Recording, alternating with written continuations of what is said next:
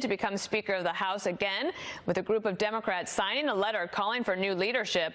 Congresswoman Kathleen Rice also writing an op-ed today saying, as Democrats look back at how we won our new House majority, let's not forget what got us here, a promise of change, a focus on the future, inspiring those who have grown sick of the status quo and are desperate for new leadership. Joining me now is Shelby Holliday. She's Wall Street Journal senior video reporter. Here with us on this Thanksgiving week. You've been following this story. Nancy Pelosi, she's not going down without a fight. It's absolutely true. It's not a done deal. She hasn't locked up the bid. She's out there projecting herself as though she will be Speaker. She's very confident, and she's giving press conferences talking about how she's sure she will be Speaker. But behind the scenes, she's making a lot of phone calls. Her allies are trying to get some of her detractors on board. And when it comes to House Speaker, it's all about the math. There are 435 representatives. You need a majority of the total votes cast. So what she could do is take some of these 16 to 20 Democrats who oppose her and ask them simply to sit on the sidelines. You can vote pass. Your vote won't count toward the total. So we did a Wall Street Journal video explaining you could say the math. back home, I didn't vote for her. You didn't support her, but you don't necessarily count against her. Marcia Fudge said this on Monday about Pelosi. You know, she said she's going to decide after Thanksgiving whether to oppose her. She said, we talked about some succession plan. I'd like to know what her plans are for retirement. She did not share them with me, but I think that is something that our caucus is interested in finding out. I think this is very interesting because in some ways, Speaker Pelosi, former Speaker Pelosi, wants to be Speaker again.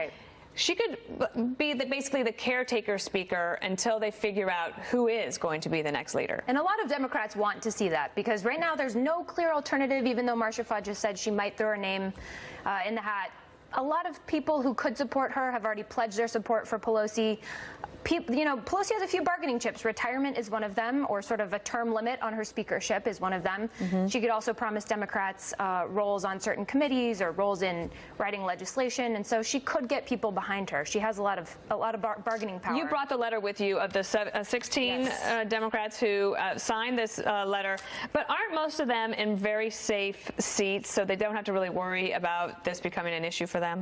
Many are safe, and then there's also the criticism that many of them are men, and they don't reflect the diversity of this new incoming Democratic class. And so Alexandria Ocasio-Cortez last night said, hey, opposing Pelosi isn't enough. There's no vision behind this. It doesn't represent all of the women who were elected, the diverse class coming in. And so there's like a hashtag 5 white men that people are knocking, saying the people who oppose Pelosi don't necessarily represent the Democrats. And then I guess my last question to you would be, does Nancy Pelosi deserve some credit for basically taking all the slings and arrows over the course of this election season, the Republicans making her public enemy #1, and they won up to 40 seats in the House. I mean, she showed that she is still able to lead. That's a great point. She's a huge fundraiser, and even though Kathleen Rice is out there saying we won on this promise of change, Nancy Pelosi also helped them win and is widely credited for helping all of these Democrats, the slow-moving blue wave, if you will, come into power. So yes, a lot of Democrats feel she does deserve to be Speaker, although they might want to see her term. So they said I have time for one more, and I'm not going to ask about Nancy Pelosi because we share roots. We're Colorado girls, so you're going home for Thanksgiving? Home to Denver, What's your plan? Can't wait to see my family. I think we're just going to eat and eat and eat, and maybe play. I mean, Denver, if it's 50 degrees and sunny, you can go outside. You're going outside. Maybe play I don't think we'll be outside here in New York, but we're going to hear from Adam Kloss. But New York's great. I'm jealous. Okay, well,